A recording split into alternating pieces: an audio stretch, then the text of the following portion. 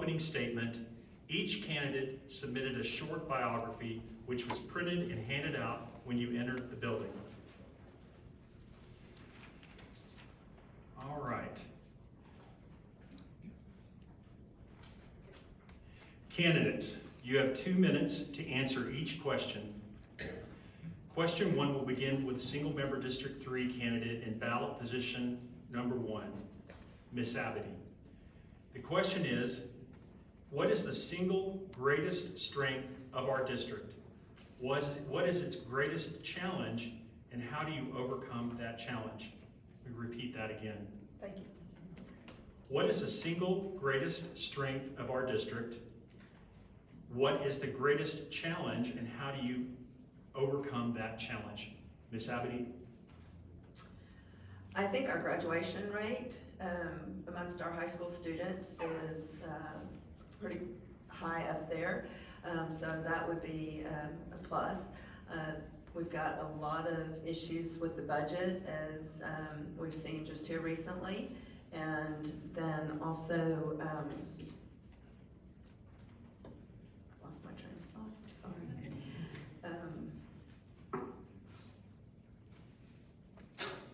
The budget, I guess, would be the greatest challenge right now. All right, thank you, Miss Abadie. Miss Rentaria? Good evening. I want to first of all just thank you, Mr. Mitchell, and just thank you to the League of Women Voters for having us here this evening. So thank you to everybody also who took time out of their busy schedules to be here. I would say that our greatest strength is our community. I absolutely love our community here in RISD. I think that having a diverse community, having a very involved community is one of the things that is our greatest strength. I think that when we come together as one, we can do so much more. So our strength would definitely be the wonderful community that we have here in Richardson. As far as our challenge, I would think it's funding. I think funding is one of the biggest challenges that we have, not only locally, but I would think also within the state. So I would say that funding is always something that we are fighting for, that we are aiming to always get the most from. So I would think to find different ways for funding and to just constantly be an advocate here locally and in Austin for just better funding of our public schools. Thank you, Ms. Renteria. Mr. Sawyer? All right, hey, thank you so much for coming. My name is Blake, and I'm excited to get to talk to you guys tonight. In terms of strengths, I think our people really are what make us who we are. And it's not just our community, but we've got some really great teachers in the district. We have some really great students in the district, like everybody coming together to make sure that when we focus and when we can make sure everybody succeeds, like there's a lot that we can do. I've got 3 kids in the district myself, and we get to see every day how the teachers are pouring into those kids, and I'm really thankful for that. That's fun. In terms of some challenges, a couple of challenges that I can think of. One is our focus, is that we, because of our funding issues, because of our budget issues, we're at a $37 million shortfall right now, which I think is coming down a little bit just through some budget cuts. But that's a huge amount of money to make up. And part of that problem is we've lost about 2,000 students from its peak just a few years ago before the pandemic. And so being able to refocus, to be able to find what's important to those students that left, to those families that have gone to find other ways to educate their kids, so that we can be a district of excellence that will bring students in, that will bring back additional students to our schools. All right, thank you, Mr. Sawyer. And Mr. Eager? Again, Eric Eager here, running for re-election, and I've had the honor to serve in this role for the last 3 years. And you know, I guess the key thing for me is it's going to sound like everybody else, but I've been here since 1967 when my dad moved here. He was one of the TI engineers, so some of the old timers in the room I've been here so long, and what I've seen is that our sense of community, in that all that time, you know, I can tell you just time after time, when there's problems in our community, when there's challenges, when tornadoes hit our communities, we pull together. We pull together to help one another, no matter where you're at. And that sense of community also, it gives us a chance we have so many different members of our community from different backgrounds and different cultures. And that's a real benefit to us. It's a real benefit to our kids, because one of the aspects of helping our kids is making sure that their life, what I want to call global ready. And so that is a huge advantage for us, because we have an opportunity for our kids to get to know and appreciate multiple people in our district. Now, the big challenge we've got right now, and it's going to be all tied somewhat to funding, but you know, we're recovering from, you know, COVID, and we've got student loss. So we have to really, first and foremost, there's a teacher shortage. And our teachers need to be appreciated, they need to be honored for the work that they do. And so in order for us to continue that, we need to make sure that we offer them a fair wage, that we need to pay them what they're worth. And so with that, the challenge we've got is funding. And so that funding issue, we need to be working on. I've been working in Austin, multiple trips down there to advocate for additional funding for our schools and for our teachers. Thank you, Mr. Eager. The next question number 2, is going to go to Mr. Eager first. Due to inflation and the prospects of a declining student enrollment, what cuts could you support while maintaining a strong district? Would you consider closing a school and/or open enrollment inter-district transfer programs as strategies? That's a good question, and I can tell you that we've been looking at for the last, I want to say 3 months, we've been looking at every expense, every way to effectively help get our budget in line with the needs of our students. Last thing we want to do is close a school, okay? But in the fact of if we have excess capacity, we may have to investigate different ways to attract new students.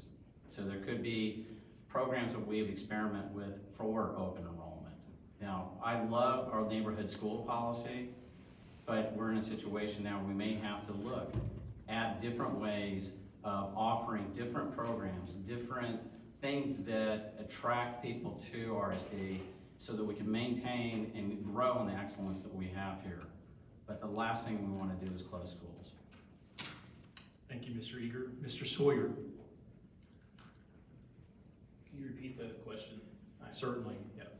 Due to inflation and the prospect of a declining student enrollment, what cuts could you support while maintaining a strong district?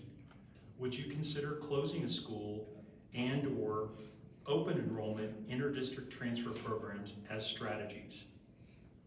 Okay, yeah, that's a big question. Yeah, so there's a lot of things going on inside of there. So the first thing is, when we talk about programs, when we talk about declining enrollment, some of our elementary schools are just bordering on about 50% capacity. So if there's ways that we can bring students in to those, that would be a great idea.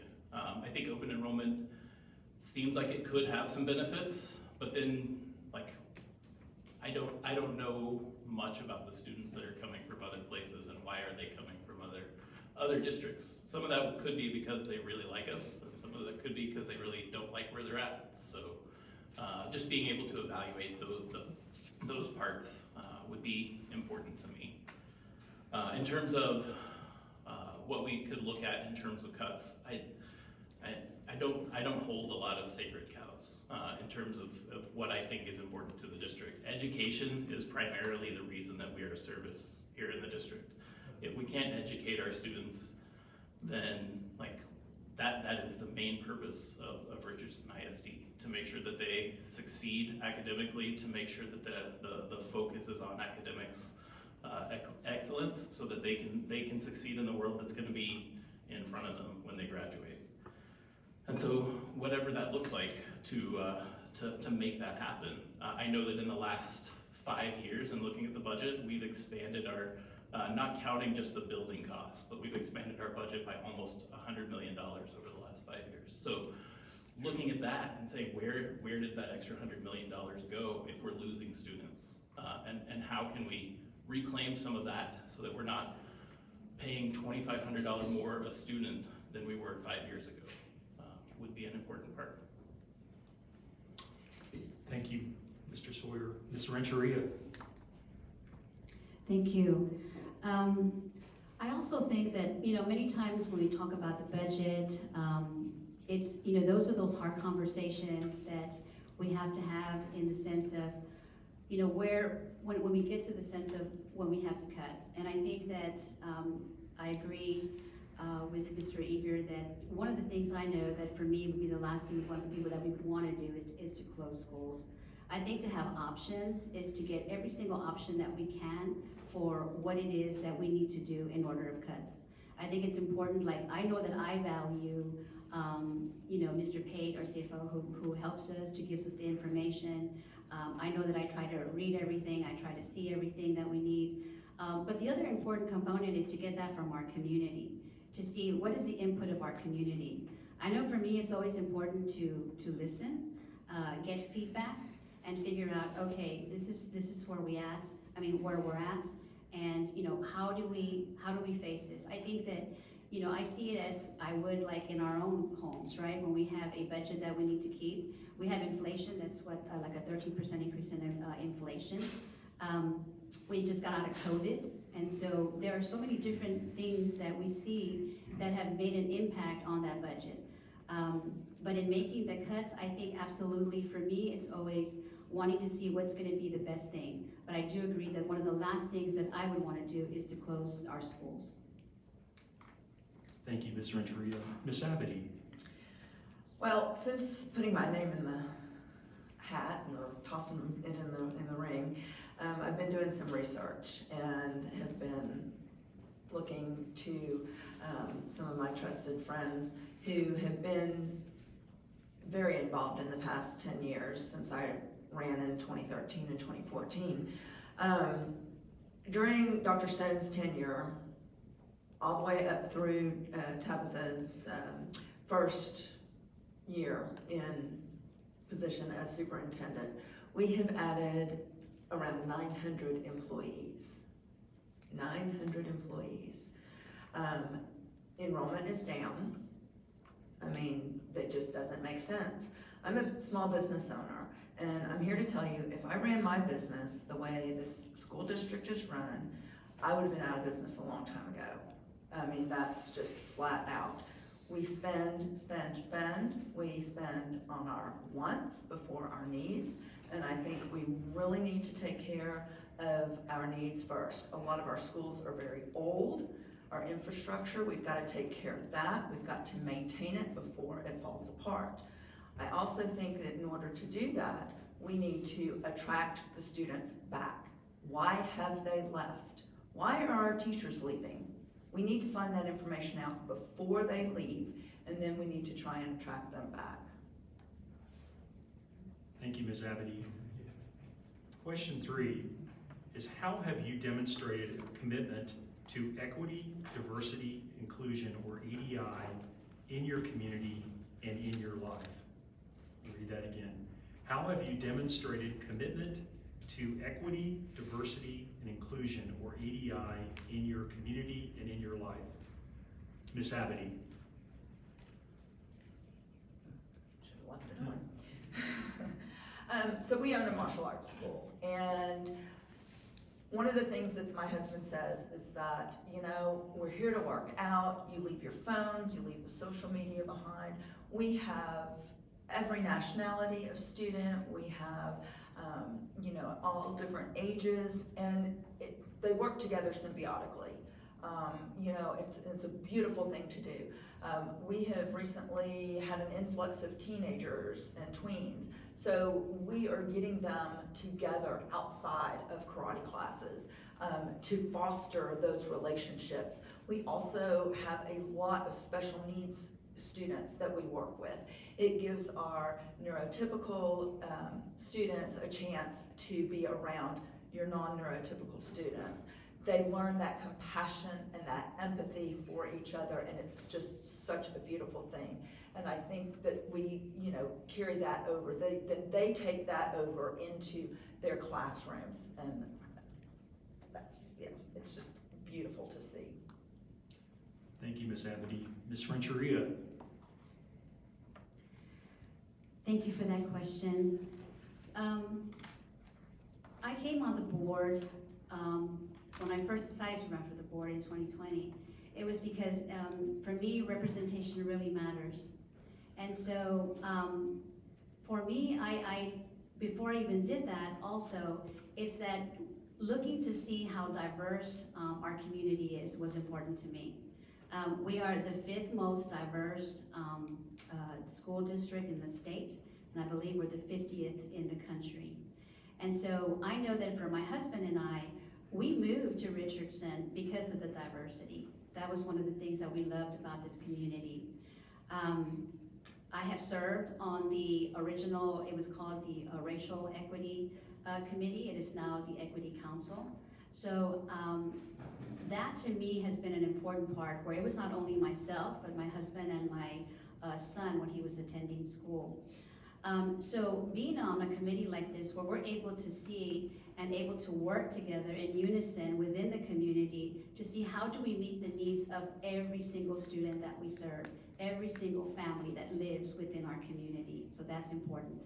One of the things that I also saw that I did, because I saw a need, was that I'm the co-founder of Padres Unidos, which is a parent group that we established to help non-English speaking parents navigate the high school experience.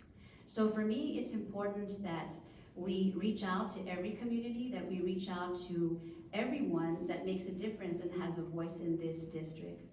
Thank you. Thank you, Ms. Renteria. Mr. Sawyer? Great. So the question was, how have I represented equity, diversity, and inclusion in my everyday life? And there's a couple of ways that stand out to me in that. So the first one is, we felt really strongly that there were kids in our city and in our community that needed loving and caring homes whenever they were in places that weren't safe for the time. They needed a place to stay. And so we opened our home and we fostered 8 different children from all nationalities to come through our home to say welcome and you're cared for and you're loved. And during that time, we learned so much about their communities as well as like just compassion in general. So my 2 kids that grew up during that time, they go out of their way to make a friend whenever they're in school. My son's junior high principal told me he's always looking for a way to make others feel included whenever they're at lunch. That there's always, if there's a person sitting by themselves, he's the first person to go over to sit with them. And that really speaks to just the values that we share, that every person matters, that every body has value. And part of that is our faith. Part of that says that because we're all created equal, we all have equal value. And so that we need to demonstrate that. Just in terms of equity, just because each kid is different. In our family, every kid that came through our home was different. They all have different needs. I don't need to treat them all exactly the same. That based on their needs and based on where they are, like they matter. How can I help them achieve their best outcome? And if I was on the school board, that would be the thing that I would look for every day. How can we make sure that the kids that come through our schools can reach their best outcome? Thanks. Thank you, Mr. Sawyer. Mr. Eager? Thank you. So my family, like I said, we've been here a long time, and we moved back here to raise our kids. I have twin 20-year-old boys, and instead of sending them to a number of different schools, we purposely enrolled them in Richardson schools because we wanted to make sure that they were exposed and included all values of all kids. That they learn to appreciate and understand not only the differences, but appreciate those differences. And so their entire career, they went from kindergarten, obviously, through middle school to RHS, Richardson High School. And so we've set that tone and example that every person has value. Every person deserves a shot. Every person is on this planet to give the best opportunity they can. And so not only that, but when we're on the board, and I say we, because I can't do it myself, you have to work with your team. And we went and created the new North Star of our school board. And that North Star says that every child, every teacher, every administrator will receive and meet their growth goal for the year. Now, what does that sound like? It means that every kid gets a shot. Every kid has growth. Whether you're high performing and you're making 95 and 97, that's growth. But maybe I'm a kid that doesn't have the means of a family. Maybe I don't have the opportunities as many as others. That 50 and growing to a 70, that's huge, and that should be celebrated. And so we need to make sure that every kid has the opportunity. And we've demonstrated that at my time on the board. We've built that, and you're gonna begin to start seeing all that included in our equity programs. Thank you, Mr. Eager. Move on to question 4. What is your opinion of arming teachers in the classroom? What other measures can you support to keep our children and teachers safe? Read that again. What is your opinion of arming teachers in the classroom? What other measures can you support to keep our children and teachers safe? Mr. Eager, we'll start with you. Okay. First of all, that's a bad idea. Okay. I can't, a teacher's job is already difficult as it is. And to arm them, and basically, I think you're just asking for trouble. Okay. But what can we do? Okay, we can continue. We have intrusion alerts. So we have, the school is tested periodically, unannounced intrusion. Okay, second thing we can do is that we can expand our SROs. Having SROs, and it provides another level of safety. There is no surefire way that we can do things, but we can include to ensure that we don't want our schools to look like a fortress, but we need to make sure our kids are safe. We need to make sure our teachers are feeling safe. So there's a number of things we can do, from securing the doors in their classroom. We can do, obviously, the double buzz-in programs we have. We're beginning to do, the state is starting to have us do film on the windows so that they are bullet restrained. I guess there's another term for that. But at the end of the day, I think there's a number of things we can do, but the last thing we need to do is have a teacher worried about carrying a handgun into the class. I mean, I don't know if any of you would like to carry a handgun into your point of work if you felt that unsafe. I think there's other ways that we can do that, and there's a number of ways from SROs and other facility measurements we can do. And we can spend a whole hour on that if we want to talk about that. But that's just my opinion. Thank you, Mr. Eager. Mr. Sawyer. Thank you. So, it's funny he mentioned going to work with a handgun every day. So I worked in law enforcement. I used to work at the Plano Police Department, and every day there are a number of people that come to work every day wearing a firearm. Those people are here to protect us. I worked in our crime scene unit, so I would go out and collect evidence, and I did not carry a firearm. Even in an active scene, I did not carry a firearm. And the reason for that is because my focus in that time is how can I collect the evidence? How can I help solve this crime? If my job is also securing the scene, like that is dividing my attention. It's slowing me down from being what I need to do, be able to do. And the same thing is true with teachers. If we're dividing teachers' attention by having them, whether it's be an IT manager or have a firearm in their classroom or have to constantly be on alert for campus security, then they're not teaching. And that's the priority. That's the reason we hired them. That's the reason they went to school. They didn't go to school to be an IT manager or to carry a firearm. There are things we can do. I think the idea of putting some plastic on top of the glass so that when it breaks, it doesn't break the entire window like we saw in Tennessee is a great thing. It's probably not enough. The buzzer systems are helpful. There's lots of things we can do. But the most important thing that we can do is make our children feel safe whenever they're there, and do what we can to make them safe while they're there. I grew up, I guess I'm the youngest one on the boards, or on the panel, so I grew up, and while I was in high school is when Columbine happened. When I was in high school is when Wedgwood happened. And so we grew up in that era where school shootings started to become more normal. And whatever we can do to bring that normalcy back, I think is important. Thank you, Mr. Sawyer. Ms. Renteria? Thank you. I definitely do not support arming our teachers. I think that the number one priority should always be our students, the safety of our students. And I know that while we have been on the board, that has always been our focus, is the safety of all of our students. Definitely, it is a time that I know this has made, especially with everything that happened in Uvalde, I think that it has made many parents, many families feel uncertain. I know that hit me really hard, and that was something that definitely hit me to the core. And as we see more and more, I think that definitely the priority of safety it just never wavers, it never changes.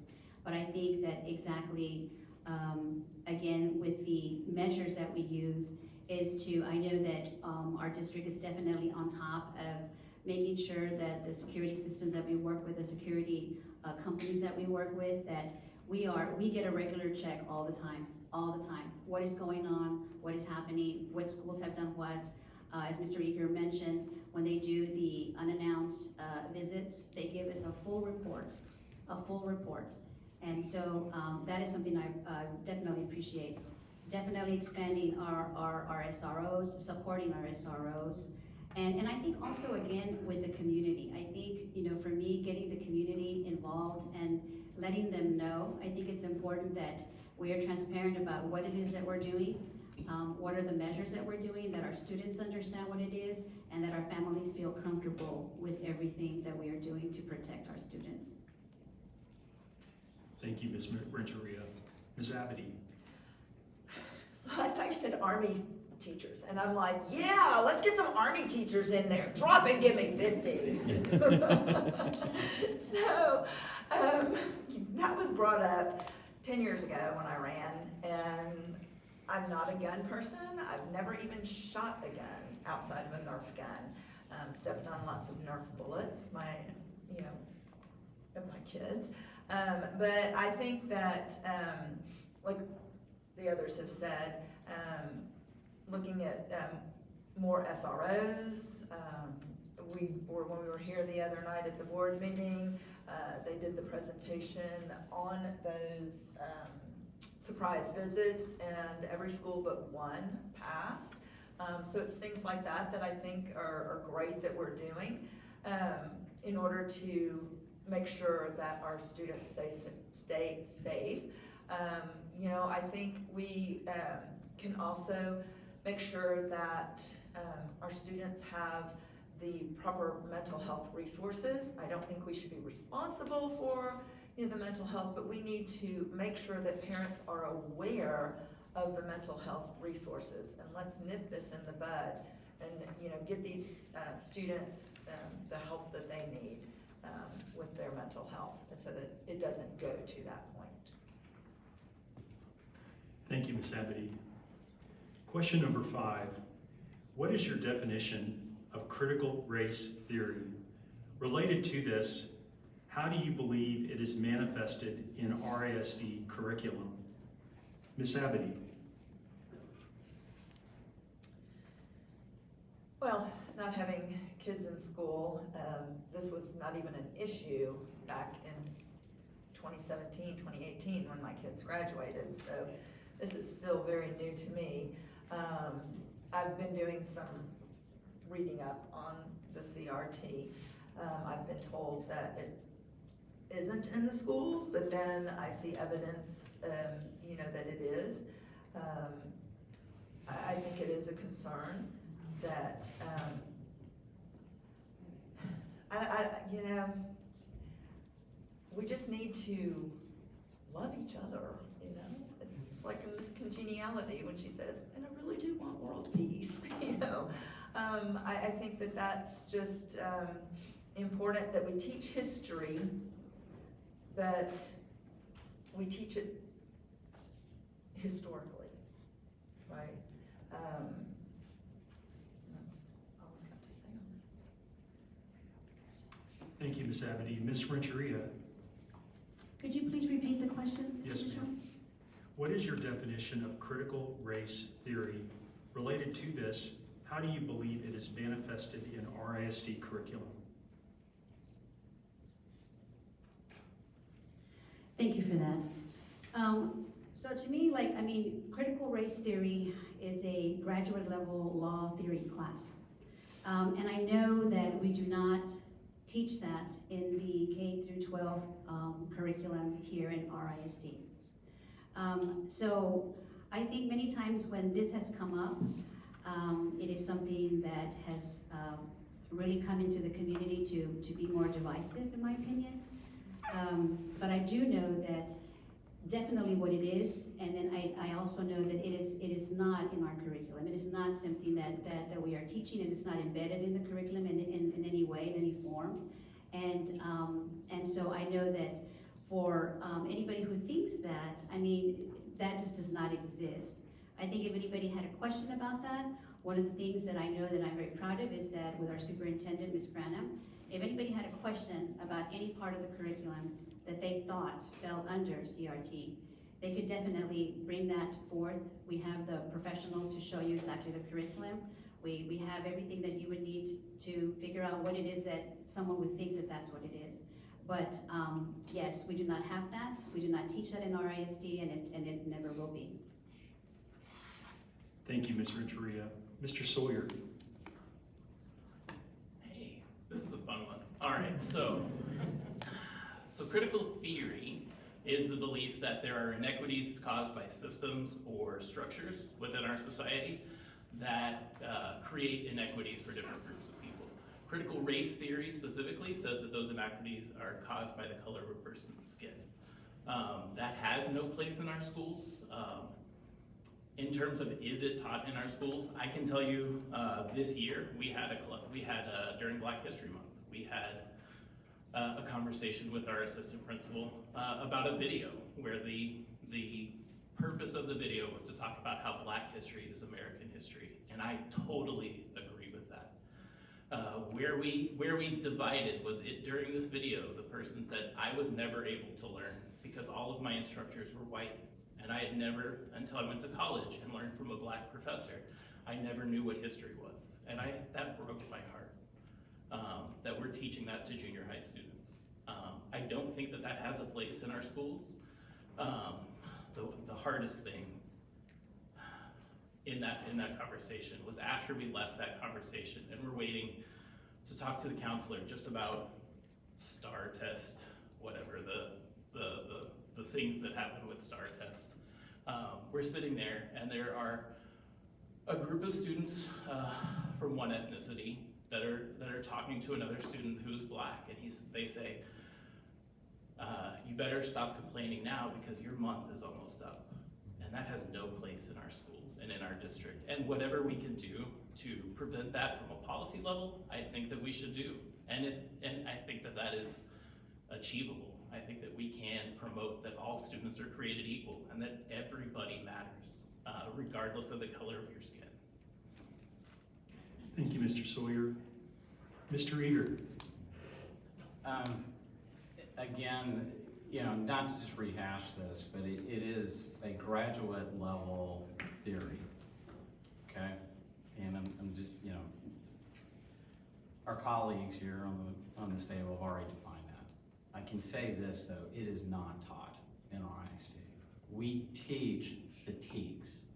The TEKS are handed down, they are given to us from the state. And not to throw acronyms, because the first time when I was on the board, there's about 100 education acronyms. So it took me a little while to figure all these things out. It stands, for Texas Essential Knowledge Skills. And so basically these are the skills that our kids are taught. It is not CRT. And as my colleague, Ms. Rentaria stated, that our superintendent has stated that if there's any situation where there's a feeling that there might be that in our schools, bring it to our attention and we'll get it investigated immediately. But we do not teach CRT in our schools. And to that point, it is still that every child, every kid has value. And that we continue to reinforce that, because our job is to bring our kids in, love on them, educate them, make them feel safe, and get them ready for the real world. Get them for academic achievement, which is why we're here, is to make sure every child is what I want to say, life ready. And in that, there's no place for that particular frame of thought in our school district. Thank you, Mr. Eager. Question number 6. What is your opinion of student cell phone usage in the classrooms? Mr. Eager. Well, since I was one of the board members who supported our cell phone policy, I think it is a major distraction for our teachers. Our teachers heard and we listened to the fact that they were losing instructional time because they were policing the use of cell phones in their classroom, then it was taking the time from instructional time. So it's critical that it's like anything else. It's a tool that is not to be brought into the classroom because of the fact that it's a major distraction. Now, we live in a world of cell phones, so we cannot ignore the fact that we're gonna have cell phones, but the fact that they just don't have a place in the classroom. And what's even better is the fact that we've gotta teach our kids how to use it properly. Because if used improperly, it becomes a distraction for social interaction. It becomes a distraction in a number of other ways. And what we've seen with the implementation of our current policy, we're seeing kids that have the opportunity to pull them out and use them during lunch. And what we're finding is that kids are actually interacting, they're talking, they're not using the phone. And it gave back about 1 hour a day to teachers. And if you look at that number over district-wide, it's about 168,000 hours of an additional instructional time, all simply by removing a cell phone from the classroom.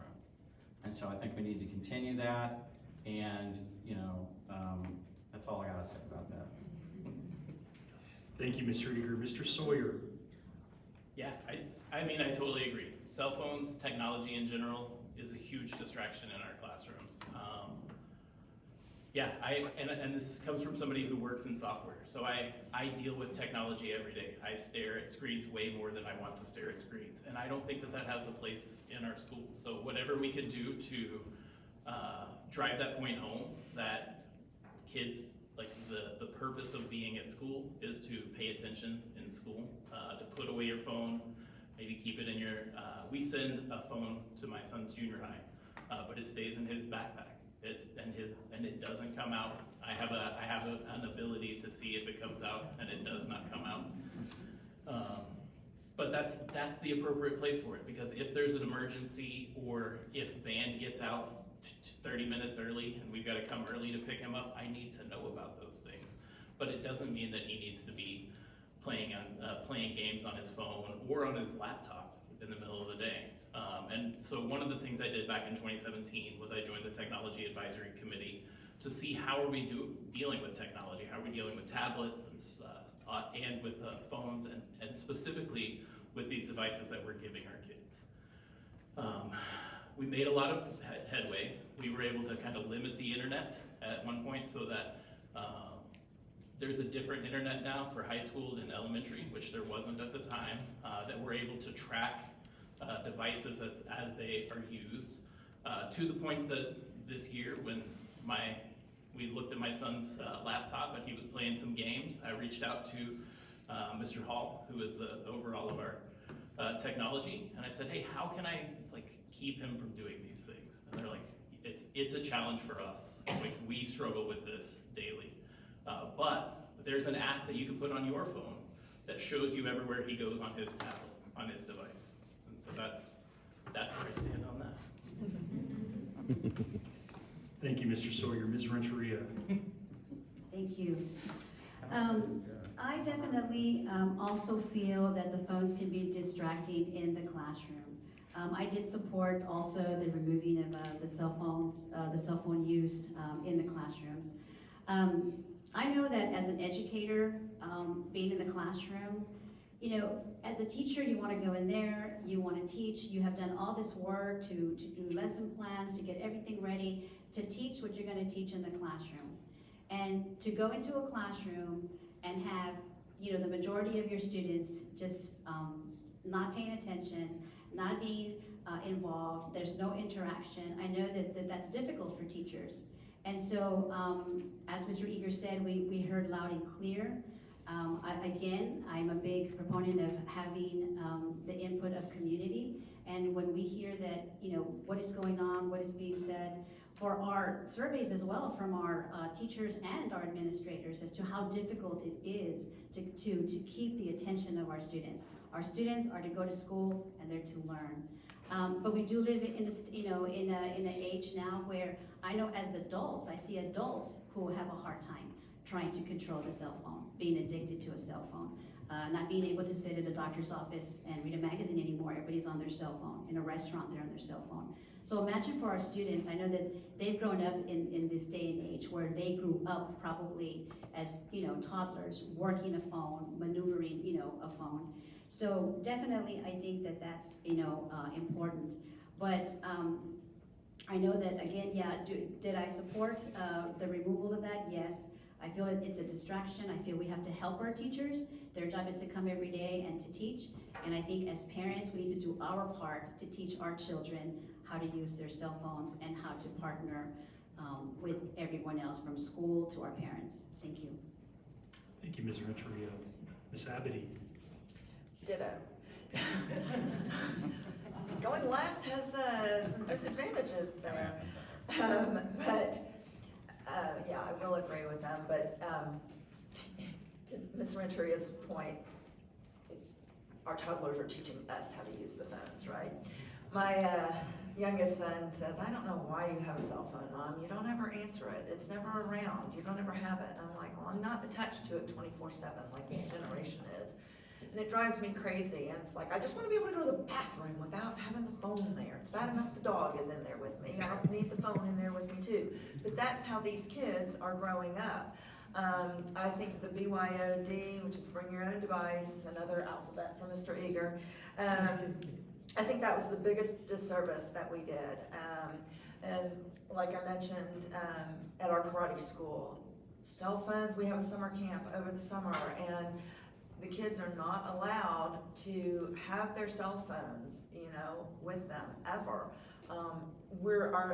This next generation is lacking tremendously in soft skills. You know, how do you go up and say, how do you do? Shake somebody's hand, look them in the eye.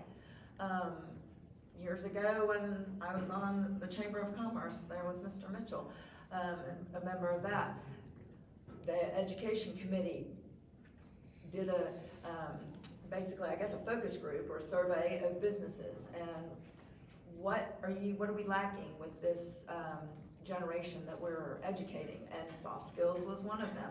We've got to get back to that. Leave the cell phones at home, and parents need to realize they just don't need to get in touch with their kids 24/7.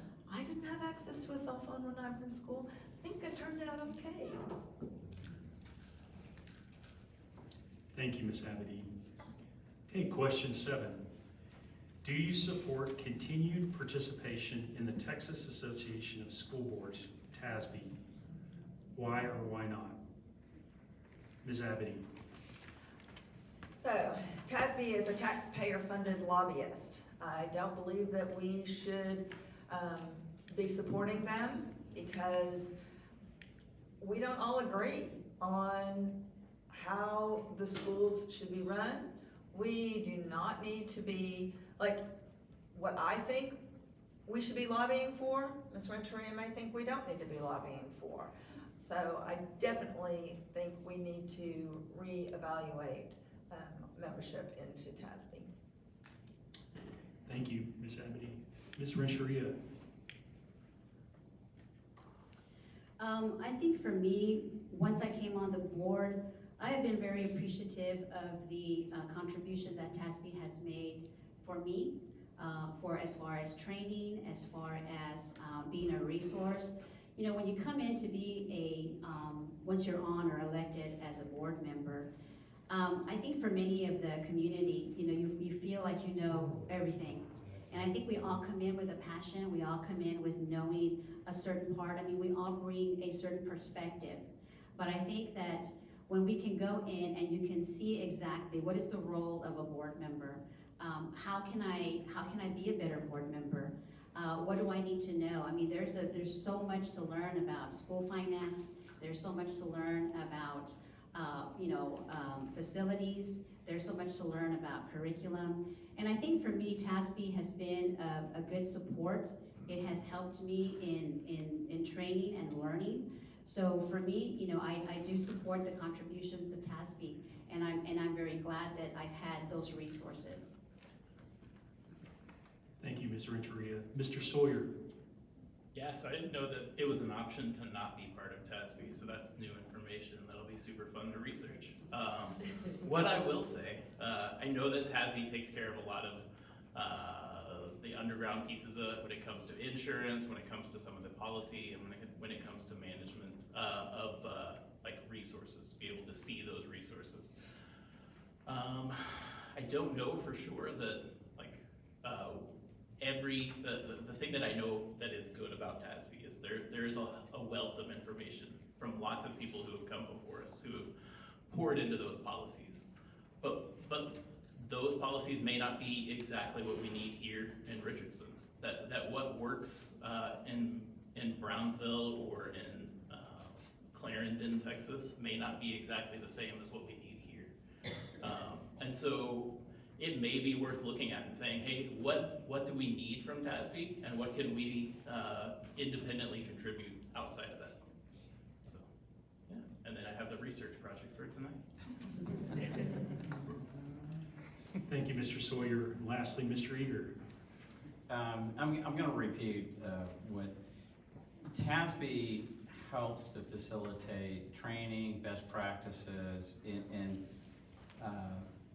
shares and helps get education up for new trustees, continuing trustees, as well as helping school districts work together so that in these cases where in one district they're finding something that's being effective, well, I can say the one thing, there's a couple of things. A, when you're on the school board, a lot of people to know is that school board members receive the most amount of training of any public official. So, as you would expect, it's extremely complicated. I have run international software company, and I can tell you that school systems are extremely complicated.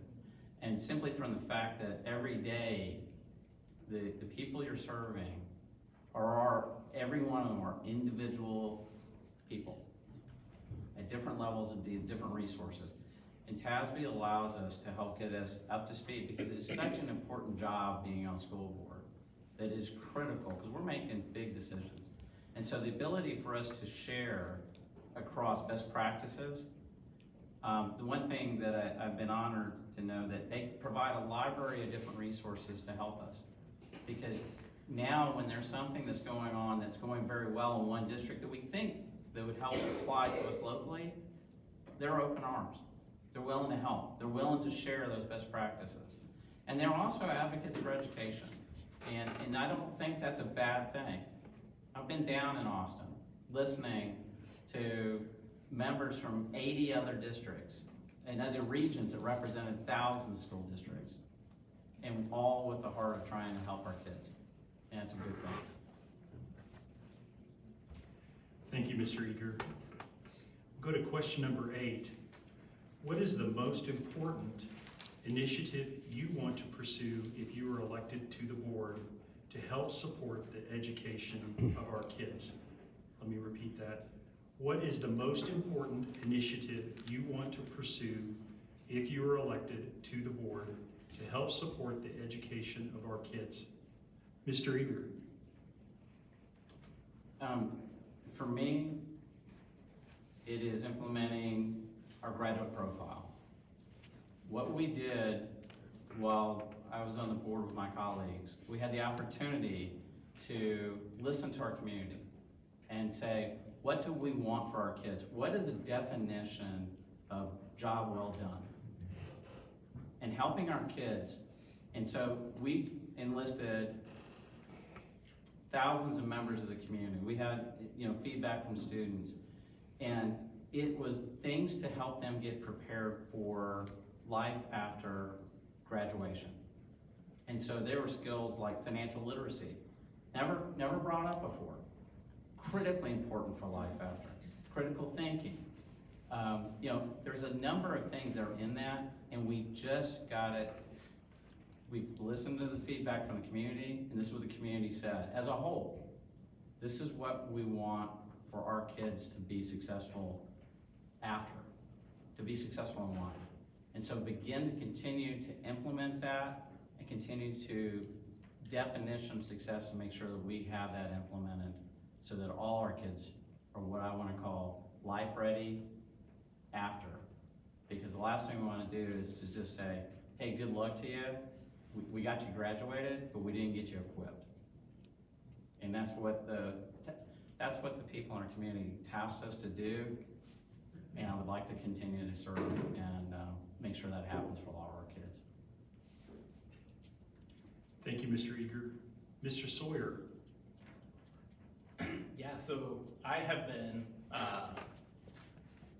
really encouraged by my time that I've spent with the CTE group of people, the College and Technology Readiness Group. I think that they're doing a lot of great things, and in terms of kind of preparing our kids for the future. One of the things I've been able to do is speak the last couple of times just about what it is that I do and how,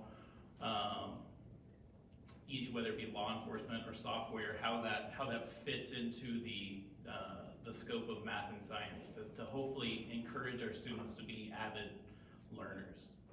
I think that focusing our efforts on the academic essentials so that more than 50% of our third graders can read on level, I think that's a huge priority for us. I think that making sure that when it comes to algebra readiness, that more than, is it 62-ish%? I don't know, I don't have the numbers in front of me, but somewhere around there, are able to do math on an 8th grade level. Because if you can't do 8th grade math, like when in high school I worked at McDonald's, I had to do 8th grade math to make the change at McDonald's, right? So not anymore, now it just tells you the number, or you just you do a little thing and like it works. But being able to be able to math well and read well and write well, those are important life skills. And I've been fortunate over the last year-ish to be on the district planning committee, where we see the strategic plan and we see where it's going, and we say how is what we're doing now help us get there towards that strategic plan. And I was able to provide feedback in the strategic plan for the next 5 years, and so I'm excited to see where that's going to be when my daughter is in 10th grade, which will be 5 years from now. Thank you, Mr. Sawyer. Ms. Rentaria. Thank you. I think I have to, on this one, also agree with Mr. Eager. I think it was important for us so for the question was, what is the most important initiative, right, that we support in the education of our students? I think overall I agree with Mr. Eager because of the fact that, again, we're educating our students, and at the end of the day, what is it that we want most for our kids? What is it that we want them to leave our campuses and go out, and how will we see how they've been successful? How will we measure, right, how they've been successful? And I think with the graduate profile, that was one thing that was definitely really important for us. Because as Mr. Eager said, I think he mentioned a few of them, but I think overall too, for having our students to graduate from our campuses and that they can be global learners, global leaders. I think think in preparing them for everything that they need, whether they go into a trade, whether they go into a community college first, or they go to a four-year university. So I think that in being able to support that initiative was one thing that's really important for me, because that's what it is. I think for me, I looked at it as kind of going backwards. It's like, this is what we want, so this is where we are, and where do we need to be, what do we need to do to get our students to all be at this level, to all be successful. Thank you, Ms. Renteria. We'll go to Ms. Abadie. Can you clarify, is it the most important initiative that we would want to bring to the board in the future, or the most important initiative that the school district is doing currently? I will read the question Thank you. again. What is the most important initiative you want to pursue if you were elected to the board to help support the education of our kids? Okay, so pursue. So that means something that I would like to see happen. 10 years ago, when I first ran in 2013 for the school board, I ran on the platform that RISD was a great district if you were in the middle of the bell curve, but if you happen to be on either end of the bell curve, not so great. Because of that, we had GT focus groups that were formed and special ed focus groups that were formed because they did an audit of both of those departments. Some of the stuff that I advocated for 10 years ago is just now coming to fruition.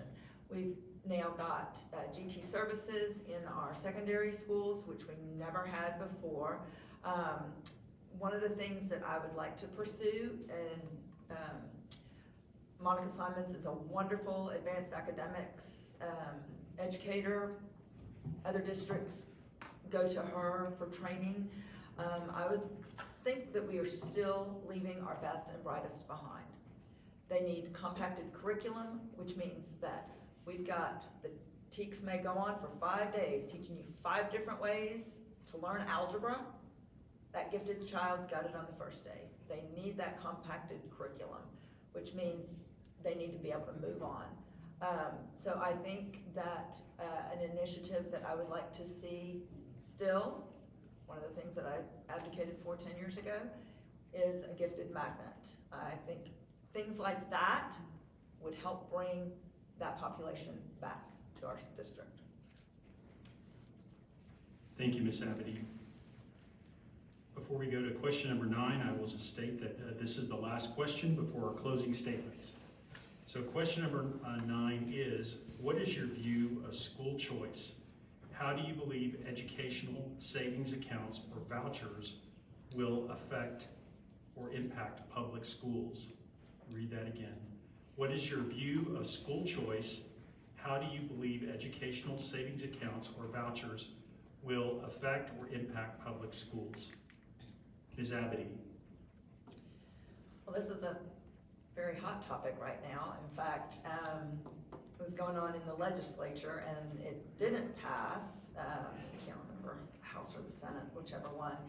And I was like, yay, and my husband was like, no, that's bad. And I'm like, no, this is good. We do not need vouchers. He's like, yes, no, we need to be able to, the money needs to follow the kid. And I'm like, honey, I do not trust the government, as far as I can throw them, to not require those private schools to have state mandated requirements if they're accepting state funds. B, just because we're sending $8,000 to a private school for a kid, the kids that could really benefit, they can't afford the extra $8,000 that it's gonna cost to send them to private school. C, we still have to fund the public schools. So where are they gonna get that money from? They're gonna raise our taxes. So I am adamantly against the vouchers. Thank you, Ms. Abadie. And I changed his mind. Thank you. Ms. Renteria. Thank you. I too do not support the vouchers. I feel that the vouchers will definitely hurt, I do feel that our vouchers will definitely hurt our public schools. Taking money away from our public schools is something that I just strongly feel against. I know that this has happened in the legislature before, and I know that it seems to keep coming back over and over. I think it's important that we fund our public schools that we have now. It's important that our tax dollars stay here, that we're able to, educate the populace of our community here. I can understand and I respect, parents who want to, homeschool, or they want to go to a private school. But I think as a taxpayer, being in the community that we live, it's our responsibility to, again, educate the populace of this community. I know that, as I get to a certain age and I get, or even now, it's like I want to know that I can go to see my doctor and I have an educated doctor there. That there are teachers that are educated. So educating our students through the public school is super, super important. And I definitely stand against it. And I feel also, yes, I think having those options, it does hurt our students. So definitely against vouchers, and I'm all instead for funding our public schools and helping our public schools get better. Thank you, Ms. Rentaria. Mr. Sawyer. All right. I feel like this is an obvious one because we're all here because we're running for school board for public schools. So the reason that we're here is because we advocate and we care for public schools. I think that if we can increase the strength of our schools and raise the academic values, then it doesn't matter what happens up in Austin or down in Austin. Like, if I don't have a lot of say in terms of what happens with the voucher programs or whatever happens down in Austin, I would prefer they don't do that. But regardless, I want every student here in our schools to be able to get the best education they can. And so however we can fund that, whatever we can do to make sure that they're learning is what we can do. I do fear that if they went to a voucher system, all of those charter schools and private schools and even homeschools that would benefit from that money then gets eaten up in governmental oversight.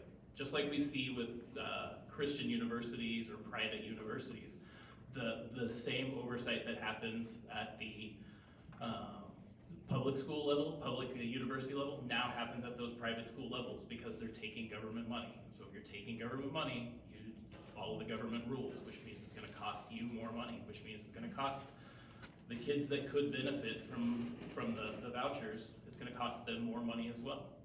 So, yeah. So no vouchers. I think that's the word. Thank you, Mr. Sawyer. Mr. Eager.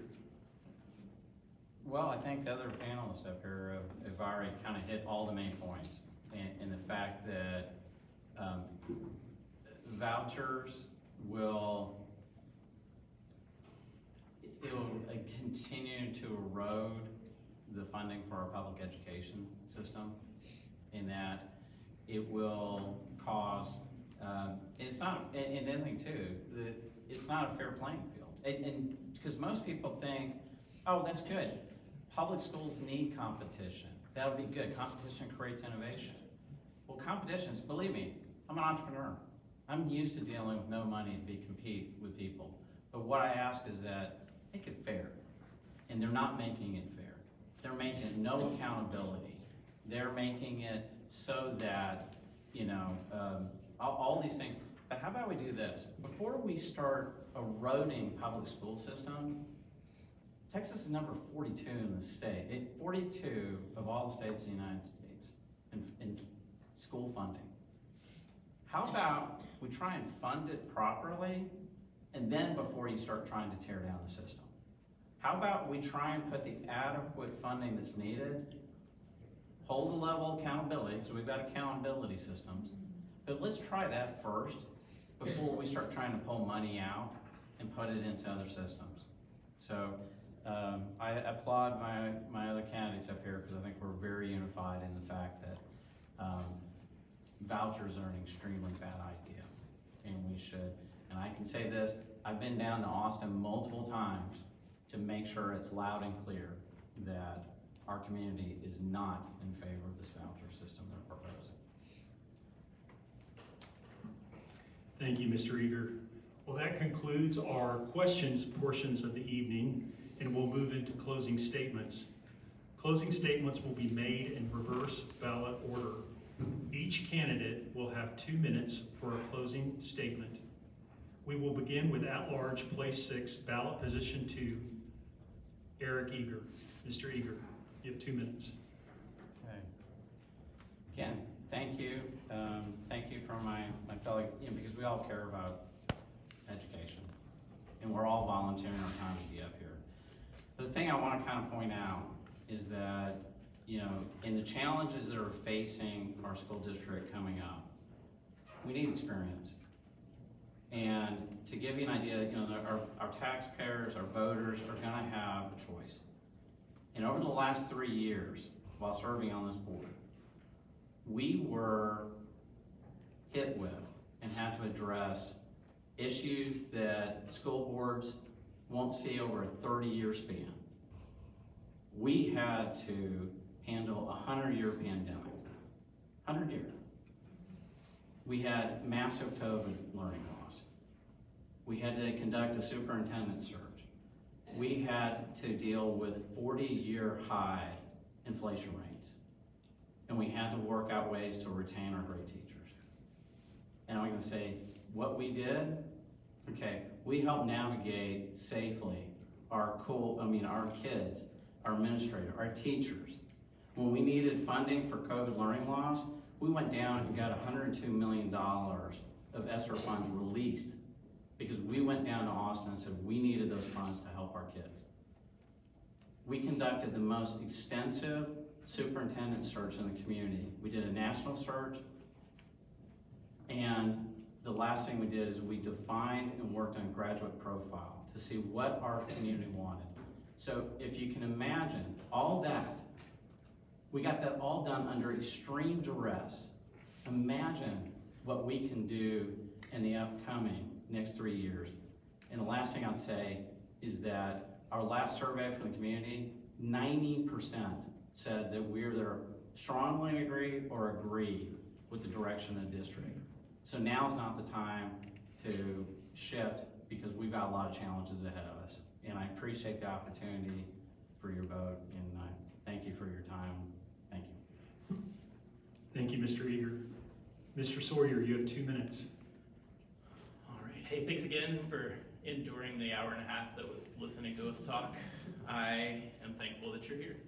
So, a couple of things that I just want to touch base on as to why I'm running and why I think it's important that we have good leadership on the school board is because over the last 3 years, we've seen that learning loss that we've talked about. But unlike other districts, we haven't rebounded as quickly as the others. If you look at the Community Impact magazine that went out just recently, the percentage of other districts and how their learning losses recovered was lower than how ours recovered. So whatever we can do to accelerate that so that we can make sure that every child has their best shot whenever they leave these schools. We only get one chance. We don't have a lot of time to try new things, to look at the next new thing and see if that's gonna work to help fix our students. Because my daughter's only in the 5th grade once. My son's only a freshman once. So what happens during those years matter. I wanna make sure that every student gets their best shot, whether they are in the special education program, like our youngest right now, who it was so great if you listen to the school board meeting just this last time to hear Mr. Poteet talk about my son's teacher and the way that she cares to make sure that he hits his learning goals. And his learning goals are much different than trying to go from a 50% to a 70% in terms of grading. The other thing I want to make sure is that we use our money responsibly. The amount of growth that we've seen over the last 5 or 6 years in our budget, seems to outpace even what the homeowner values are going up, which is a lot because I have to pay taxes. So, whatever we can do to be good guidance in that would be great. All right, thank you, Mr. Sawyer. For single member District 3, Ms. Renteria, you have 2 minutes. I just want to thank everybody again for being here, for taking the time out of your busy schedules to be here and listen to us, to give our insight and the vision that we have for this district that we all care very much about. Thank you to the league again, and thank you, Mr. Mitchell. I agree with Mr. Eager that these last couple of years have been super, super difficult, and I think every one of us will have a story of just how difficult it's been. I know for me that coming out of that, even going into that, Mr. Eager and myself, we were the ones that were in the midst, we were in the middle of all of that. It was March of 2020 when all of that happened, and I believe we decided to run in 20, and then in March everything happened. But for us, we hit the ground running. We haven't stopped since then. I think that for all the things that have happened and all the challenges that we have faced, we just continue to show up. We continue to show up, we continue to do the work, and we continue to learn. Just learning new things, learning what we have to do. And every single time what we have done is we never lost focus.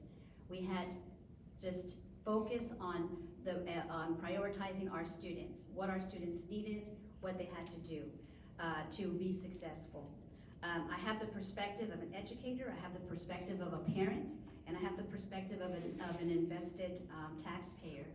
I hope that you will garner trust in me and your support, and that you will vote for me in this coming election. Thank you. Thank you, Ms. Renteria. Ms. Abadie, you have 2 minutes. Oh, I thought you were gonna give me 3 minutes. No, just 2. Oh, I'm from Louisiana, I can talk all the time. So anyway, yes, again, thank you for coming. One of the reasons I think that I would be a good candidate or a good trustee is that I bring an out-of-the-box thinking to running the board. As a business owner, we don't do traditional marketing. I have a degree in marketing. You know, it's all about out-of-the-box thinking and finding new ways to attract new students. I could use that for attracting new students into the school district. I think that our teachers are leaving the profession entirely because they're being micromanaged. I don't think it's because of pay. I think we need to let our teachers teach. It's time to get back to the basics. They went to school for 4 years, some of them longer if they've got a master's or a PhD. We need to let them teach. That's bottom line. I think we need to concentrate on classic pedagogy. Let them, reading, writing, math, science, social studies. Get back to the basics. Stop buying new curriculums every 2 or 3 years so that they have to rewrite lesson plans. They need to stop spending their planning periods in meetings. We need the administrators need to stop being in meetings so that they can be on the campus to deal with discipline problems. I was a substitute teacher in the district. I know both sides. I know the teacher side and I know the business side. So I hope that you will consider voting for me. Thank you. Thank you, Ms. Abadie. Well, I want to say I'll give these folks a big round of applause. Woo!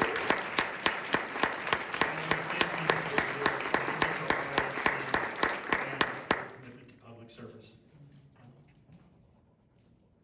And let's give a big round of applause to Steve. I think he did.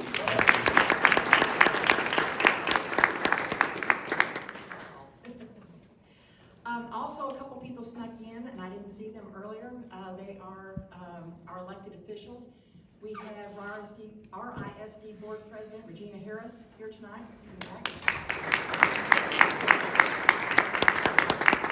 RISD Board Trustee for Single Member District 1, Megan Timming.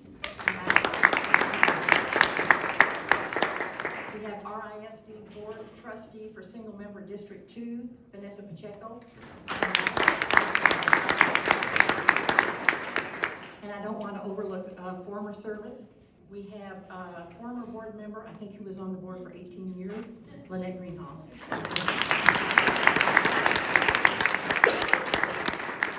Candidates, thank you so much for being here tonight. We really appreciate it.